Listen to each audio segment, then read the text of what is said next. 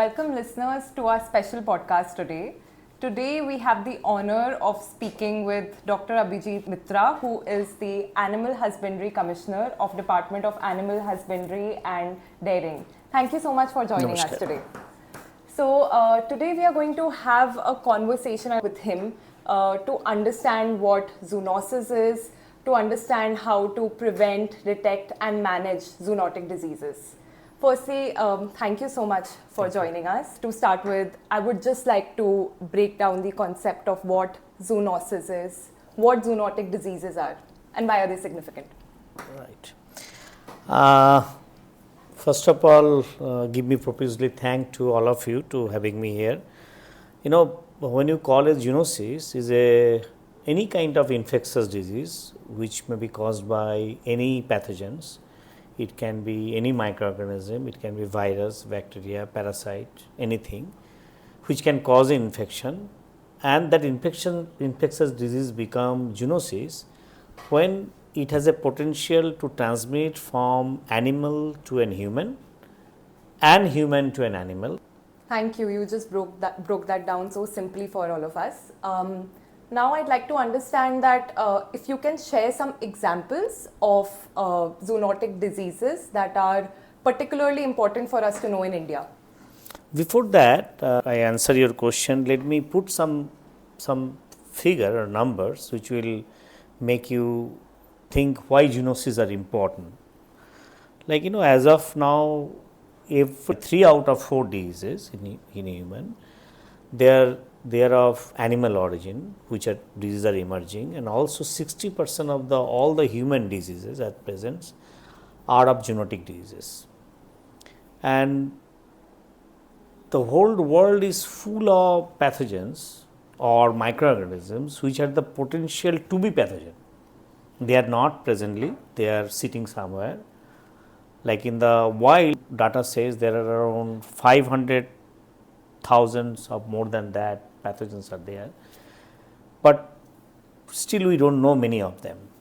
To give the example, the question you have asked, disease which comes to my mind first, and probably you will agree, rabies. Dog mediated rabies is a disease, one of the most significant zoonotic disease which you can ever thought of. Then there are many other diseases, like, you know, recently you must have heard yesterday in the newspaper, in Maharashtra there is an outbreak of Zika virus. Then there is you must have also heard few days ago, the infection of avian influenza cases in US. There is a Nipah virus which occurred in Kerala. There is a disease called brucellosis, which occurs mainly in cattle or bovine, which also infect human being. There are so many, you can go on and with the list, but most importantly to remember, last 100 years, whatever the pandemic we encountered, including the COVID, it has got one or the other relationship with a virus or a pathogen which has got an animal origin, including the COVID-19. So here we are, right? Right. No, I definitely agree. We all have that grave memory of COVID-19. In fact, that was the time when we all learned about zoonotic diseases, right? And thank you for enlightening us with the various examples you gave and the magnitude of zoonotic diseases. Now, going further, I want to understand for all our listeners, how can we possibly prevent these zoonotic diseases, since they are so significant and they are so sporadic? Well, you see, it is a kind of a continuous battle between all of us living organism, whether it is a very advanced one which you think of a human being, whether it is some livestock or wildlife, and the pathogens. So there is a continuous fight. Now, we have to be smart. That is the key. And as you rightly told, that we have to prevent. We have to prevent before it occurs. So what we can do, we have to be bit cautious in a very I will say popular term, and then we need to adopt some practices that we have best chance to encounter with a pathogen, right? So you have to do certain things which you have been doing during COVID, like washing your hand, eating properly, cooking properly, and going out. When you come out from outside, you change your shoes, all that. These are the basic sanitary measures. Then of course scientifically what we can do, we can do a continuous surveillance which will help us to know the before it comes. Like in a meteorology you must be reading or when you travel somewhere you see the weather report, whether rain will be there or not. Or so similarly, if we come to know that something is coming, we can take a prevention. Then of course we also can do lot of public awareness, which you are doing today. It's a part. So you prepare the people, you tell them the risk, possible risk, you make them aware that what they can do or what we can do, and then with the scientific mechanism of surveillance, vaccination of the animal, so that they are no more become a potential source of spreading the infection. I completely agree with what you just said. To just recapitulate, I particularly liked when you suggested that we have to make it a habit of whatever we learned during COVID-19, whatever behaviors that we were doing. And we need to be aware about what's happening and always be aware about the news and keep up to date. But once we try and prevent, but sometimes, it still happens. That's the nature, right? Once they do happen, how can we possibly detect? And can you talk about the detecting capacity we need, or how can we possibly enhance that capacity as well? For detecting, all of us we know that, first of all, we must have the knowledge that what could be our potential threat or risk. So that could be a knowledge from our research, from the publication, from our past studies and all that. That is one. That is our repository of knowledge. The second thing would be, we would be having our capability to diagnose a disease. There must be a diagnostic mechanism by which I will know, or someone will know, okay, this person or this animal or this individual is suffering from a particular type of disease. So diagnosis can be done in the two level. One is of course the level of the doctor, whether it is a veterinarian or a human doctor, and then it has to be confirmed by laboratory test. So you need some specialized people who can have the initial diagnosis. Then you need to have a diagnostic laboratories which are capable of doing different kind of tests in a zero error way. And then you need to have a surveillance mechanism by which you have a continuous method of collecting samples, which is statistically decided what is the number of sample, where from you collect, how you collect, and you regularly go for testing those samples, and you come to know that, well, look, I have collected n number of samples from a different part of country, and I find there is some indication of having a particular pathogen in Kerala, right? As soon as I know, then we have got a rapid response team, which we shortly call RRTs. These are activated, and then we contain the disease. To make this whole talk very simple, we should have a diagnostic capability, both human diagnostics, like manpower, trained manpower, as well as laboratory diagnostics, surveillance mechanism, and then we should have a mechanism, if it happens, how we can contain within a limit so that it does not spread further. Right. No, the way you explained it was extremely easy for me to understand, or I'm sure the same goes for our listeners.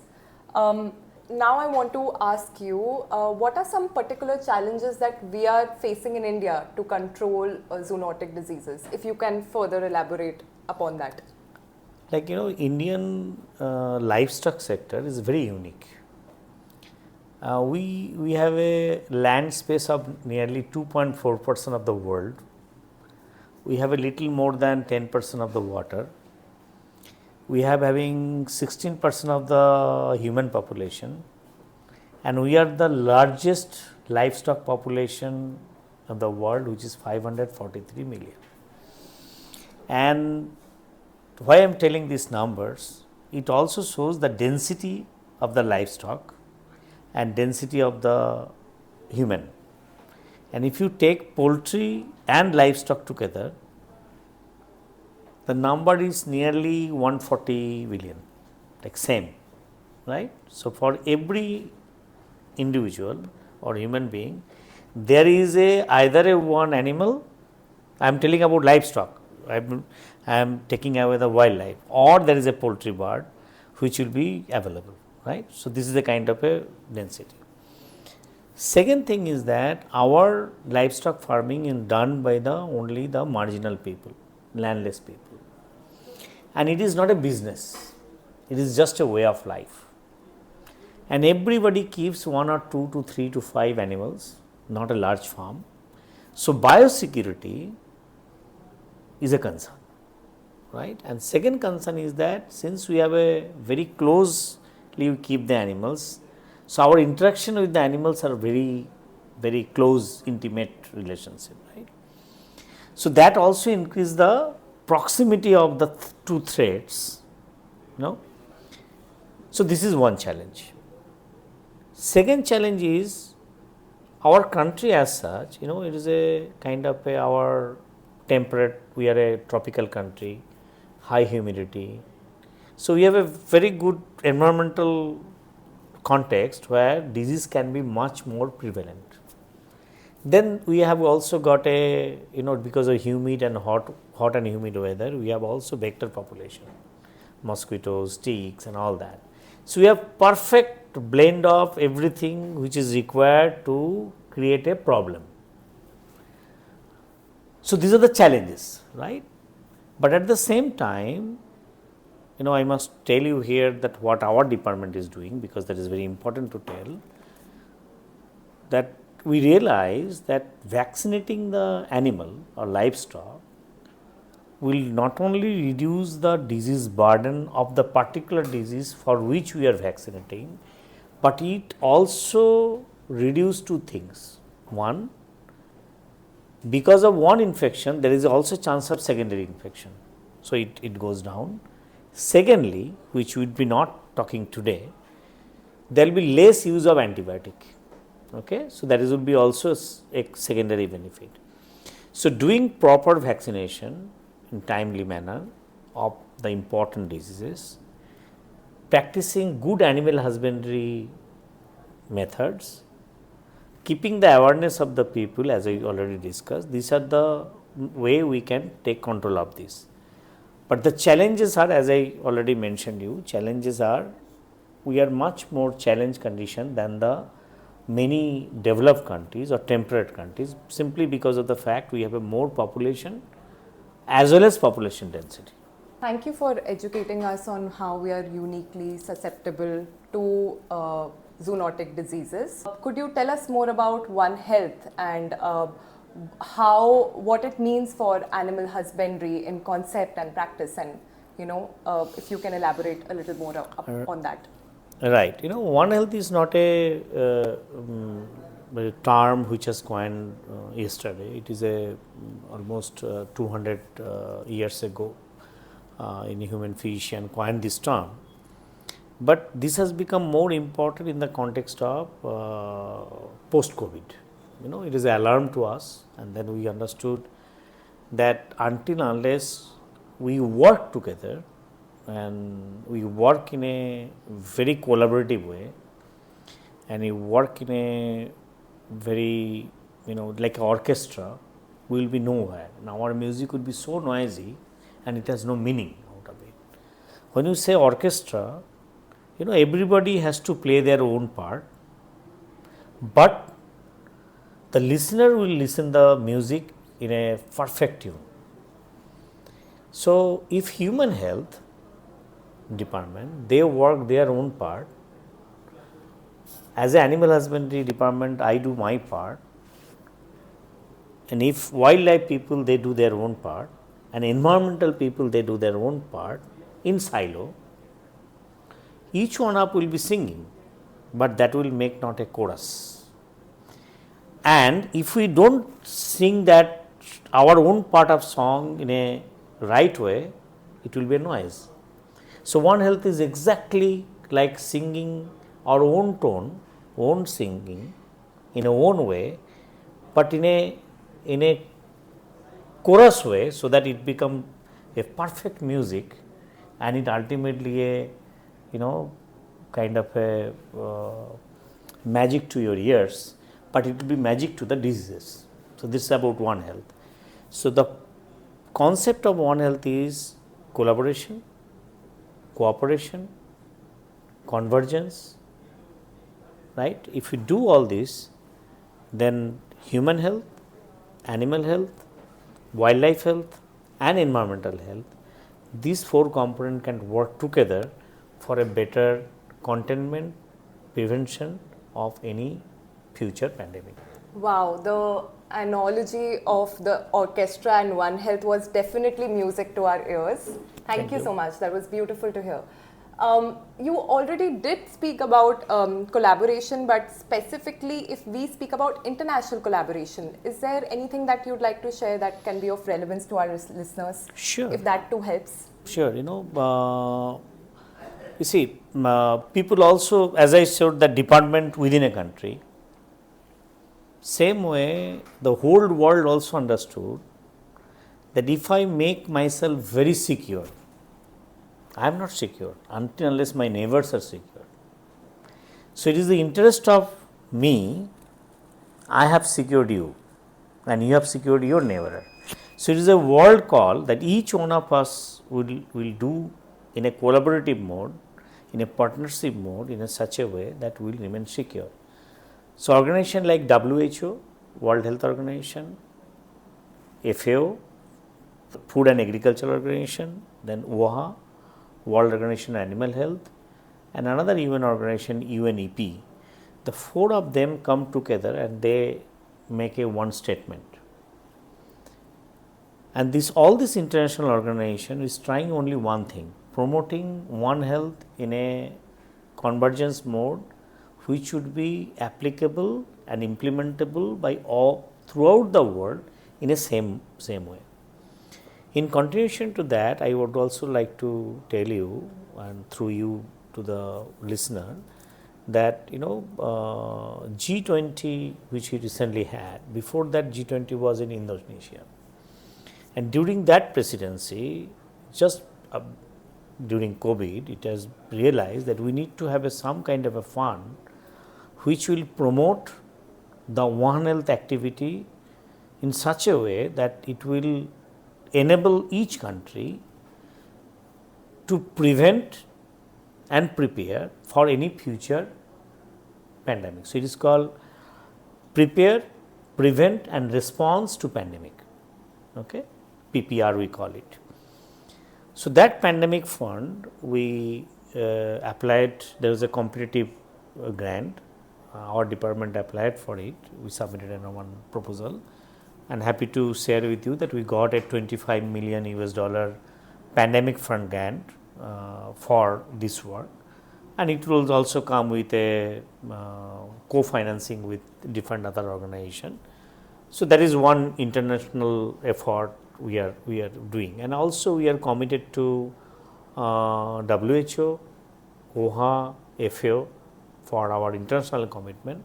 For example, just I want to give an example like highly pathogenic avian influenza, which occurs only in poultry. Throughout the world, whenever there is a avian influenza outbreak takes place, the human as well as animal husbandry throughout the world, they work together, and all the virus which are isolated, their sequences is submitted in a international network which we call OFFLU network, which actually repository for they are keeping these sequences and analyzing it to create a future vaccines. If it happens in human, the vaccine will be prepared. So there are so many international collaboration, but this is just I wanted to tell you one of that. No, thank you. That was helpful that's helpful for all the listeners listening, because I'm sure we are all elated to know that collaboration to this extent is happening, and congratulations on that grant as well. Thank you. So as we close, I'd like to ask if you have any last words, anything that you'd like to share with our listeners. This discussion with you has been nothing less but fun. As we close, do you have any final message for our listeners? Certainly, I always prefer to tell all the listeners wherever I go.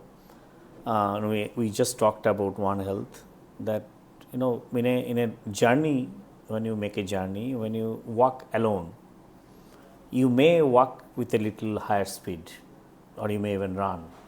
But when you walk together in a group, you have to slow down a little bit, because you have to accommodate others to walk together. Walking together slows down. So when you walk alone, you may not reach your destination, though you may walk faster. But when you walk together, you may walk slow, but you will reach the destination for sure. This is, I am not telling for myself, this is a poem of Rabindranath Tagore. And if you keep somebody behind, he is going to pull you from back.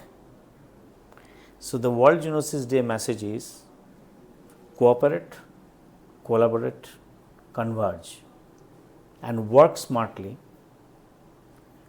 Pandemic or any zoonotic disease, it will come, whatever it form may. We don't know when. But our job is to keep ourselves prepared, so that if it happens, we can respond well and we can keep ourselves safe. Thank you very much. And on that note, I would like to share a heartfelt thank you to you for sharing such words of wisdom through stories and analogies. Thank you so much. Thank you.